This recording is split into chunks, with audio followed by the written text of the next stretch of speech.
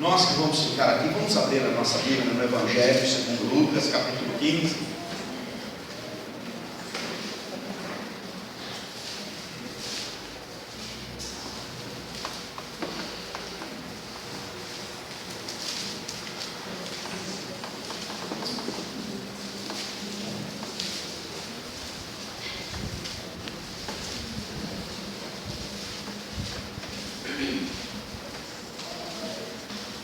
Lucas 15,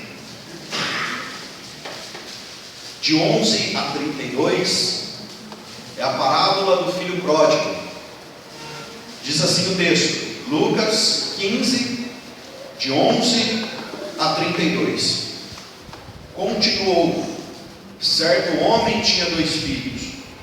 O mais moço deles disse ao pai: Pai, dá-me a parte dos bens que me cabem. E ele lhes repartiu os haveres. Passados não muitos dias, o filho mais moço, ajuntando tudo o que era seu, partiu para uma terra distante e lá dissipou todos os seus bens, vivendo dissolutamente. Depois de ter consumido tudo, sobreveio àquele país uma grande fome, e ele começou a passar necessidade. Então ele foi e se agregou a um dos cidadãos daquela terra, e este o mandou para os seus campos a guardar porcos. Ali desejava ele fartar-se das alfarrobas que os porcos comiam, mas ninguém lhe dava nada. Então, caindo em si, disse: quantos trabalhadores de meu pai têm pão com fartura, e eu aqui morro de fome? Levantar-me-ei e irei ter com meu pai, e lhe direi: Pai, pequei contra o céu e diante de ti, já não sou digno de ser chamado teu filho, trata-me como um de teus trabalhadores. E levantando-se, foi para seu pai. Vinha ele ainda longe, quando seu pai o avistou, e compadecido dele, correndo, o abraçou e o beijou. E o filho lhe disse: Pai, pequei contra o céu diante de ti, já não sou digno de ser chamado teu filho. O pai, porém, disse aos seus servos: trazei depressa a melhor roupa, vestiu, pondo-lhe um anel no dedo e sandália nos pés. Trazei também e matai o novilho cevado. Comamos e regozijemo-nos, porque este meu filho estava morto e reviveu, estava perdido e foi achado. E começaram a regozijar-se. Ora, o filho mais velho estivera no campo, e quando voltava, ao aproximar-se da casa, ouviu a música e as danças. Chamou um dos criados e perguntou-lhe o que era aquilo. E ele informou: veio teu irmão, e teu pai mandou matar o novilho cevado, porque o recuperou com saúde. Ele se indignou e não queria entrar. Saindo, porém, o pai procurava conciliá-lo. Mas ele respondeu ao seu pai: há tantos anos que te sirvo sem jamais transgredir uma ordem tua, e nunca me deste um cabrito sequer para alegrar-me com os meus amigos. Vindo, porém, esse teu filho, que desperdiçou os teus bens com meretrizes, tu mandaste matar para ele um novilho cevado. Então lhe respondeu o pai: meu filho, tu sempre estás comigo, tudo o que é meu é teu. Entretanto, era preciso que nos regozijássemos e nos alegrássemos, porque esse teu irmão estava morto e reviveu, estava perdido e foi achado. Vamos orar. Senhor, peço neste momento, Pai, que o Senhor nos instrua através da tua palavra. Nós sabemos, ó Pai, que precisamos cada dia ser edificados pelo Senhor, corrigidos, doutrinados, orientados. Eu te peço que neste momento o Senhor oriente o caminho que nós devemos continuar seguindo, através da tua palavra e através da minha boca, que o Senhor fale, Pai. No nome de Jesus que oramos. Amém. Meus irmãos, eu estive durante essa semana participando de um congresso de plantação e revitalização de igrejas. Um momento muito precioso para mim e para mais de 1000 pastores que estavam reunidos ali na cidade de Campinas, planejando a igreja, sonhando a igreja, olhando para a igreja e percebendo quais são as necessidades que nossas igrejas têm. Junto com pastores da igreja presbiteriana, da igreja batista, da igreja luterana e de muitas outras igrejas. Mais de 40 denominações estavam ali. pastores e líderes das igrejas que têm pensado como podemos avançar na evangelização dos povos. Aquilo que estava sendo debatido ali é que o crescimento da igreja, ele se dá através de três coisas. Ele pode ser um crescimento natural, ou seja, independente de nós fazermos alguma coisa ou não, a igreja continuará avançando. Ele pode ser um crescimento intencional, ou seja, nós podemos elaborar estratégias, nós podemos planejar caminhos, nós podemos elaborar planos para que o crescimento da igreja se dê através da nossa intencionalidade. E num terceiro momento foi debatido o conjunto disso gera um crescimento integral, ou seja, a igreja avança em todas as áreas das necessidades dos perdidos, daqueles que estão longe do caminho do Senhor. Meus irmãos, aquilo despertou muito profundamente a minha vida em como nós devemos continuar o trabalho da nossa igreja aqui no Senhor. Nós sabemos dos nossos desafios, nós sabemos o tanto de gente que ainda precisa do Evangelho aqui em Americana e nas redondezas. Nós sabemos o quanto nós temos uma área grande, um enorme campo para plantarmos e colhermos esses frutos.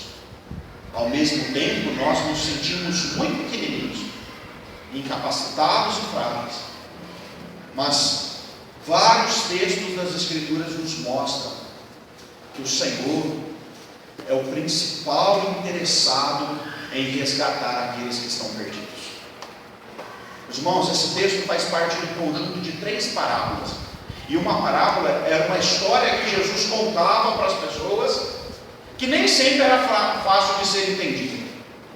Mas o conjunto dessas 3 parábolas se dá por uma motivação. Vá comigo lá no capítulo 15, nos primeiros 2 versículos, que diz assim: 15, 1 e 2. Aproximavam-se de Jesus todos os publicanos e pecadores para ouvir, e murmuravam os fariseus e os escribas, dizendo: este recebe pecadores e come com eles. Meus irmãos, o interesse de Jesus em contar essas 3 histórias se dá porque, ao se aproximar de pessoas, ao receber pecadores, ele estava sendo condenado por aqueles que se consideravam os justos, os corretos, os sábios, os doutores.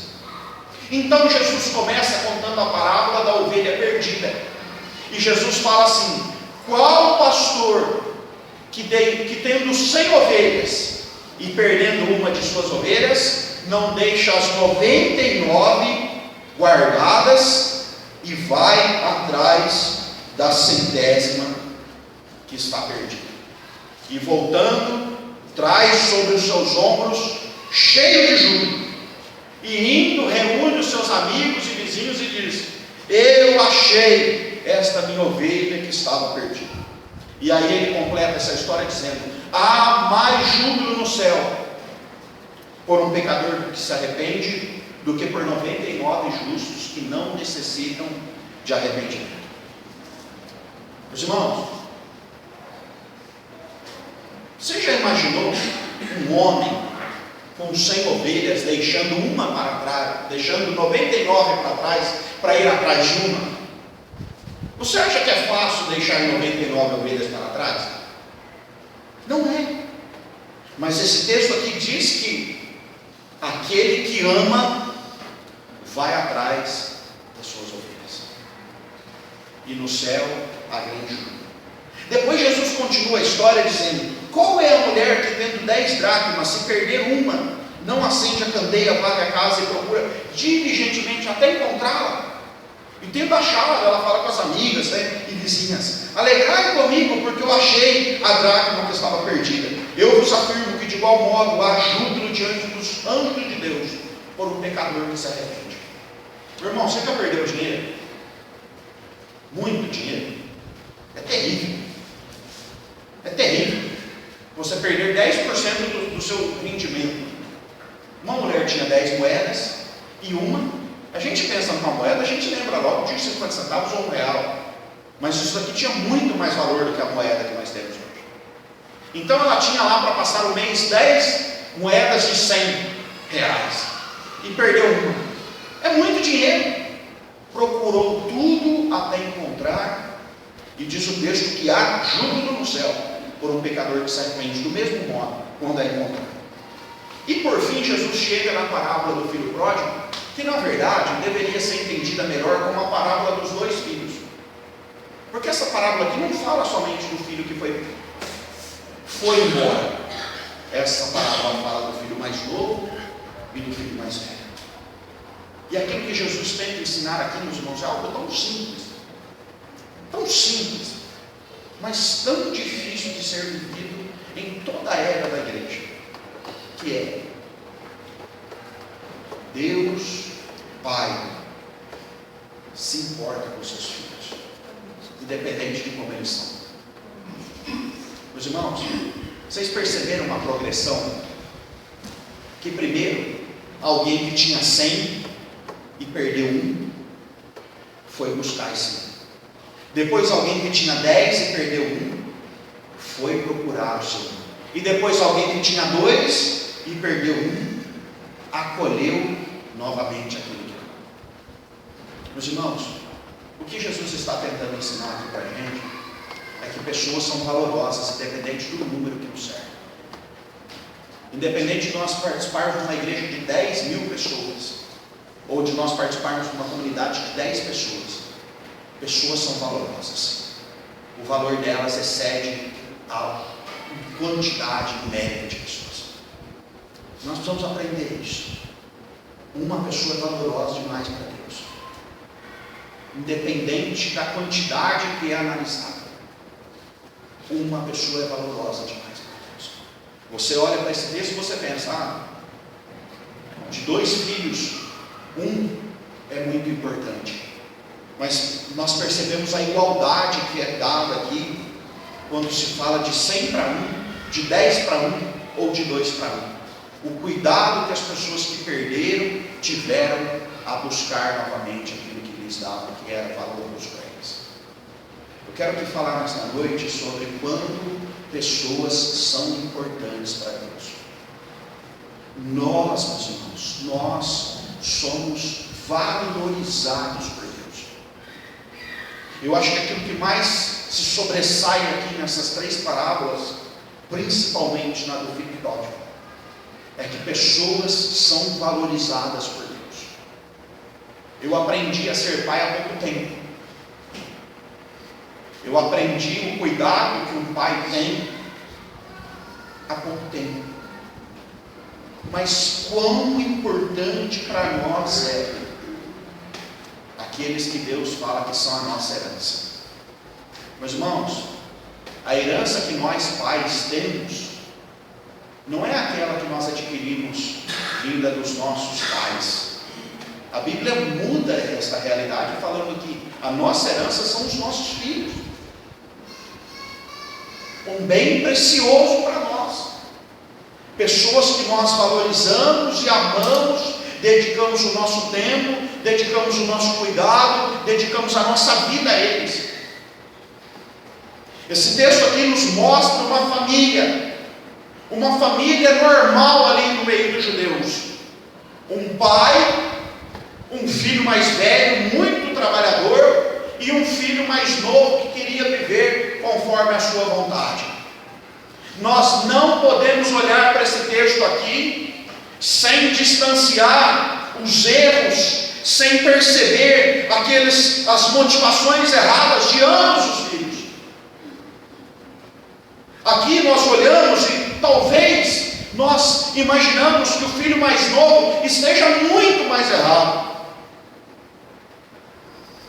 Mas quando nós entendemos a estrutura familiar, nós percebemos que ambos os filhos são valorizados, recebidos e acolhidos pelo pai, mesmo em meio aos seus erros.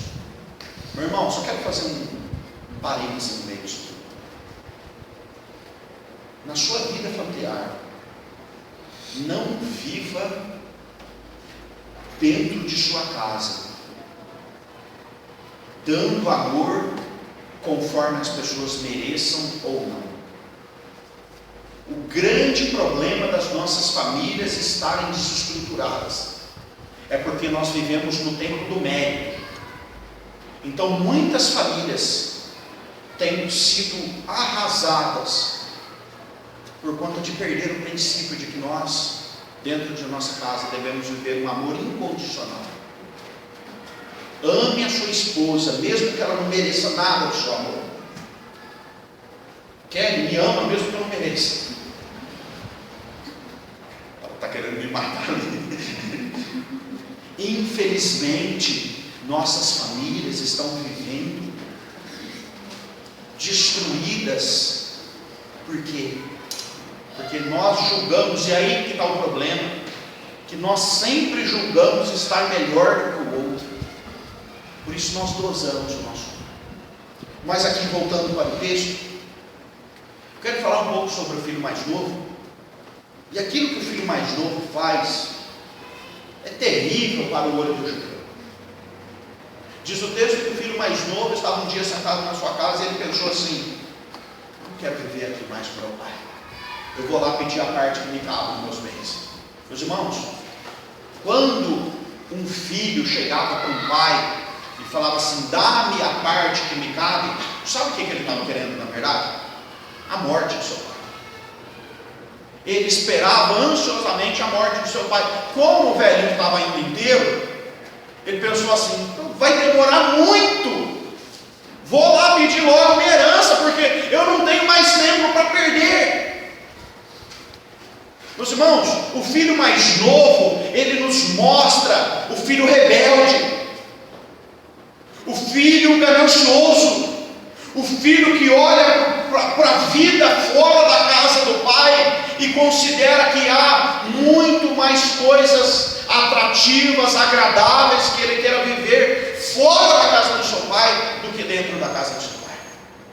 Ah, meus irmãos, o filho mais novo representa o cristão rebelde, representa aquela pessoa que foge de Deus, representa aquela pessoa que está distante de Deus, porque ele vê muita coisa boa fora da casa de Deus. É inegável que existem coisas atrativas no mundo, é inegável que existem coisas que tomam o coração das pessoas no mundo, existem prazeres em todas as áreas que uma pessoa quiser ter no mundo. Pessoas estão gastando fortunas para ter um prazer de 1 minuto, de 1 hora, de um dia. Pessoas estão gastando a sua vida para usufruir dos benefícios das coisas que nos servem no nosso mundo. Ah, meus irmãos, tantos são os prazeres, tantas são as coisas agradáveis que os nossos olhos podem ser tomados. Mas aquilo que esse texto nos ensina é que um dia o prazer acaba.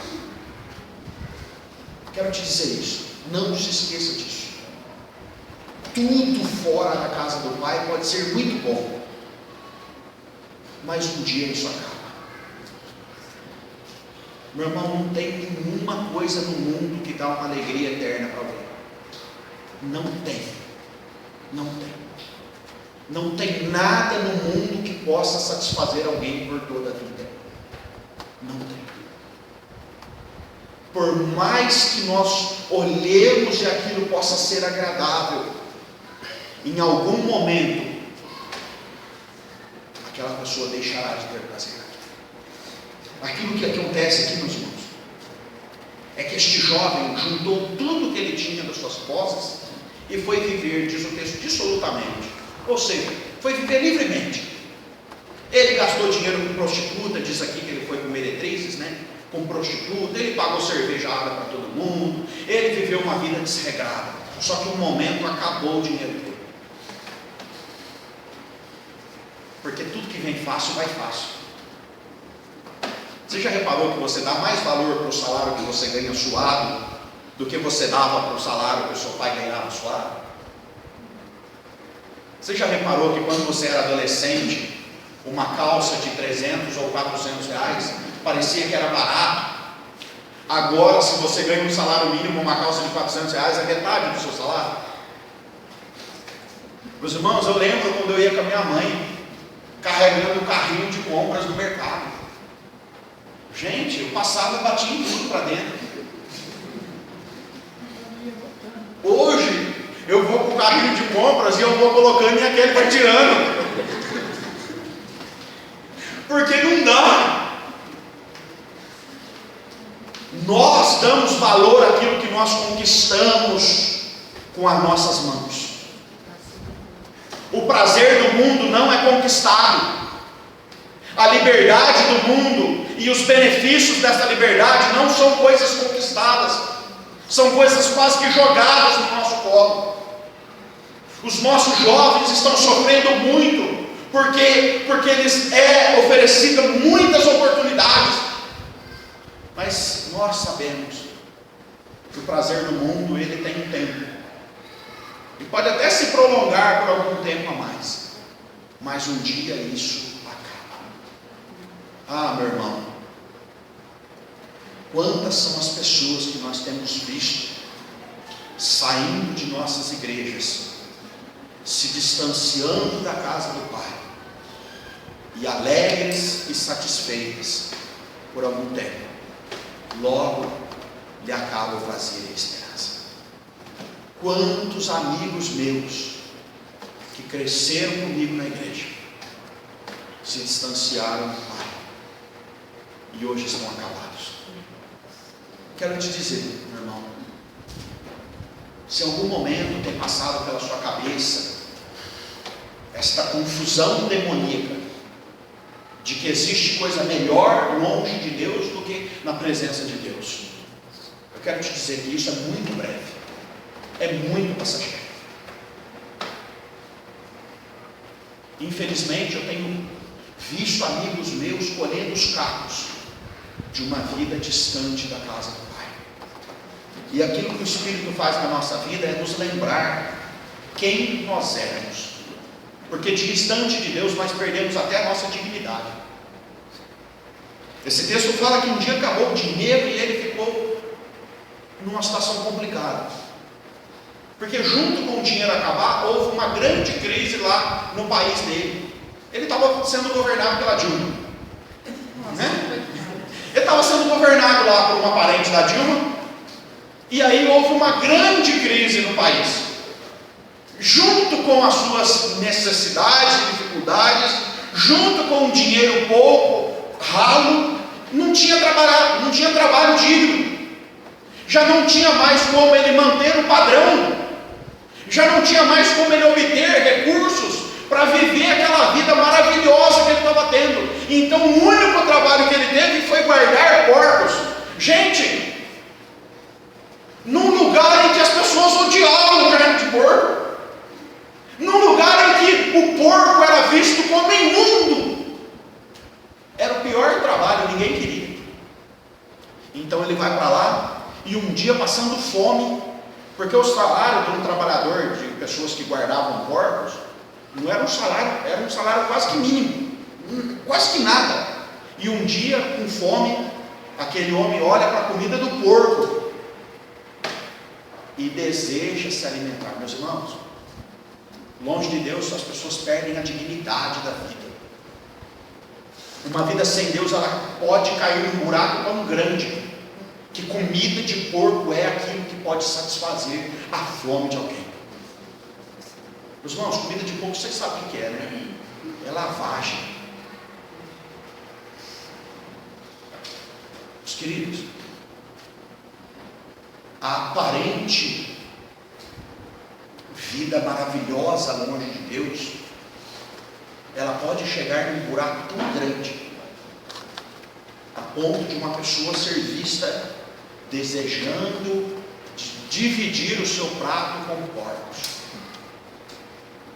Ah, meu irmão, quando eu penso naqueles que estão longe de Deus, vivendo a sua vida de miséria e de caos, eu penso no quão importante é nós lembrarmos essas pessoas de que a casa do Pai está de portas abertas. Esta é uma das obras da igreja, não é? Lembrarmos as pessoas: olha, tem um lugar maravilhoso para você. E diz esse texto que esse homem caiu em si. Ele entendeu a sua vida, caiu em si, e houve aqui o arrependimento das suas palavras. Ele disse: eu vou me levantar e irei ver com meu pai e lhe direi: Pai, pequei contra o céu e diante de ti, já não sou digno de ser chamado teu filho, trata-me como um dos teus trabalhadores. E presta atenção no que diz o versículo 20: e levantando-se, foi para seu pai. Irmãos, sabe o que esse texto fala? De atitude. Tomar uma atitude. Existem pessoas que estão sendo lembradas que estão longe de Deus, estão numa vida de miséria, mas não tomam uma atitude. Quantas são as pessoas que são marteladas, ficam pensando e refletindo: tem um lugar melhor para mim, mas não se levantam e vão. Eu quero te dizer, meu irmão, se você se encontra aqui nesta noite, refletindo, analisando e vendo que tem algo melhor para a sua vida do que aquilo que você tem vivido hoje, levante-se e vá para Deus. Tome uma atitude. Este filho, ele poderia ter ficado lamentando o resto da vida. Ele poderia ter pensado assim: meu pai jamais me aceitará. Eu quero te dizer, você sabe quem é seu pai. Nós sabemos quem é nosso pai. Meu irmão, nós acabamos conhecendo a nossa família com convivência. É interessante que quando esse filho sai da casa do pai, o pai não olha para ele e fala assim: nunca mais pisa aqui. Não há essa palavra. Não há essa palavra de Deus para as ovelhas perdidas, para os filhos perdidos, para as dracmas perdidas. Não pise mais aqui. Deus não fecha a conta, Deus não fecha as portas, Deus não tira dele a oportunidade de voltar a casa. Glória a Deus por isso.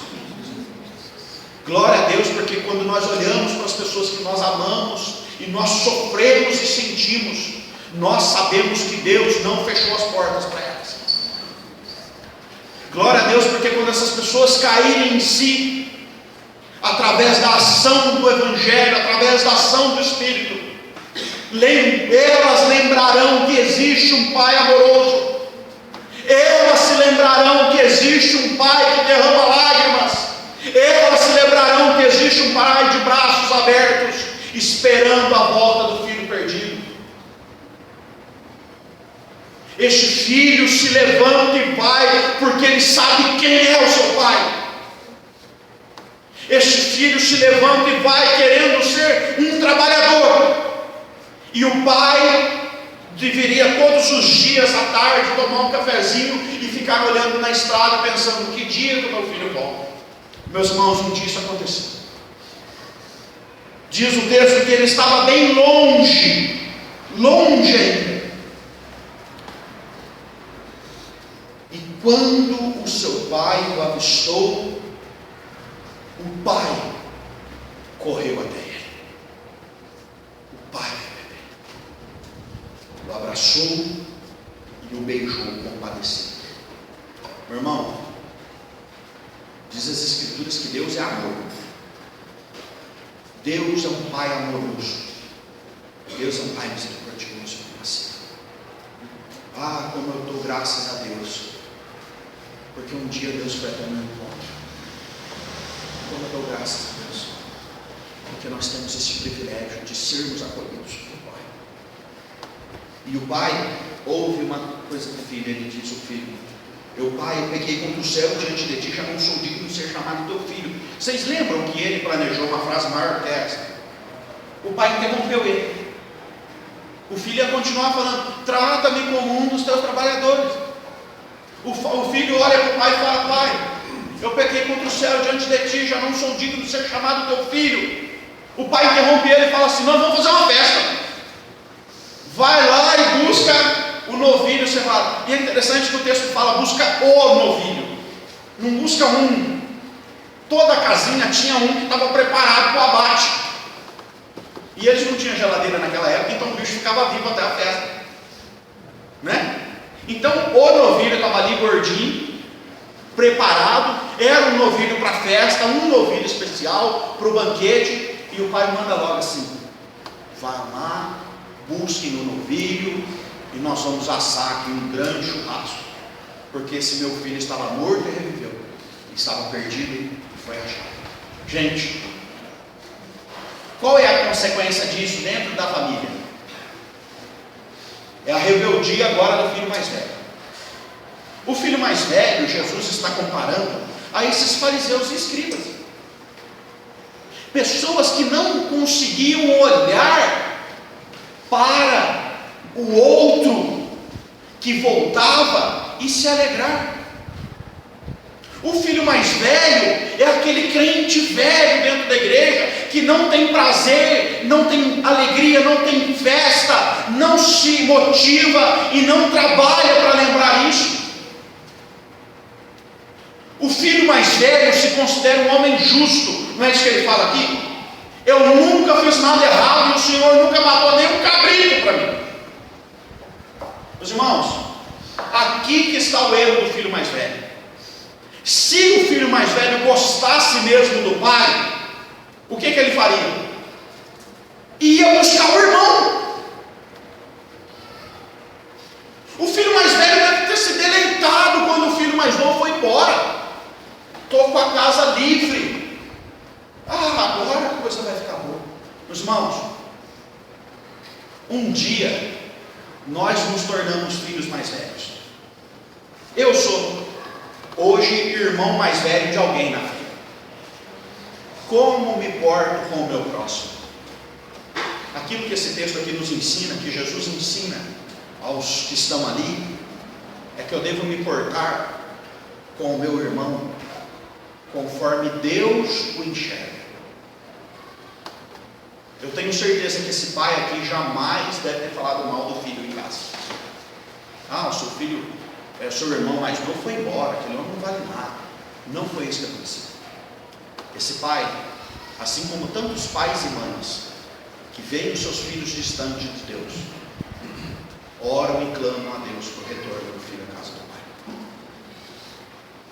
Irmão, quando nós nos tornamos filhos mais velhos, nós não podemos ser insensíveis com aquilo que Deus quer fazer. Nós não podemos ser insensíveis com o cuidado que Deus tem exercido sobre a vida da outra pessoa. Jamais podemos comparar aquilo que Deus está fazendo na nossa vida com a do outro, porque Deus tem uma história, um plano para cada um. Deus tem o tempo certo para cada coisa. E eu sei que não é mais fácil olhar para alguém dentro da nossa casa e perceber que essa pessoa está errada. Não é. Mas o ensino de Jesus é: ame o seu irmão, porque eu continuo amando. Meu irmão, quantas são as igrejas e crentes que não têm cuidado para que os filhos mais novos perdidos retornem às casas de braços abertos? Infelizmente, sabe o que eu tenho visto? Que muitos irmãos mais novos até sabem que o seu pai é amoroso, mas se lembram que os seus irmãos estão prontos a uma vingança, a cobrar o direito. Quantas são as pessoas que estão distantes das nossas igrejas por culpa nossa? Isso aqui é para cada um de nós, pessoal, só começar de mim. Quantas são as palavras duras que nós levamos sobre o outro, quando na verdade o pai acolhe de braços abertos. Esse texto aqui não fala que o filho mais novo foi paparicado pelo pai, que o pai passou a mão na cabeça e falou assim: meu filho, eu não me importo com o que você fez, está tudo certinho. Esse texto aqui fala que o pai olhou para ele e fala assim: filho, você estava morto e não viveu. Você estava perdido e nós o achamos. Meu irmão, isso mostra que o pai sofreu para caramba. Isso mostra que foi doloroso para o pai o filho se distanciar. Mas filho amado sempre é acolhido.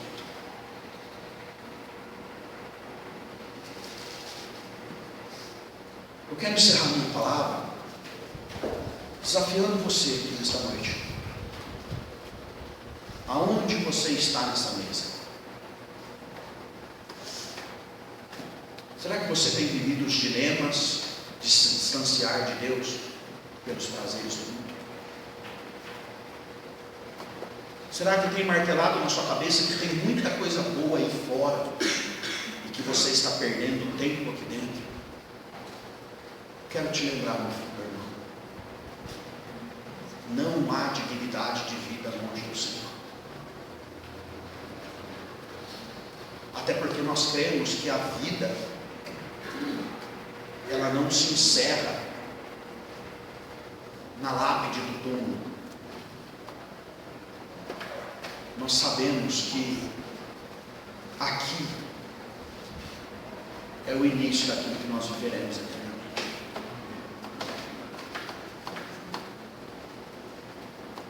Ah, meu irmão, talvez você esteja bem longe de Deus e pense hoje: eu estou aqui sofrendo tanto, meu pai tem trabalhadores que vivem melhor que eu. Quero te incentivar. Faça como esse filho, levante-se e vá. Sem reservas. Não imponha reservas para um relacionamento com Deus. Porque Deus não está impondo reservas para um relacionamento com você. Ou talvez muitos de nós, inclusive eu, se encontram numa situação igual a desse filho mais velho, acomodado, acostumado com a casa do pai, se considerando muito justo para olhar para outros indignos. Mas aquilo que esse texto diz aqui é assim: meu filho, não olhe para o outro, olhe para o nosso relacionamento, porque tudo que eu tenho é teu.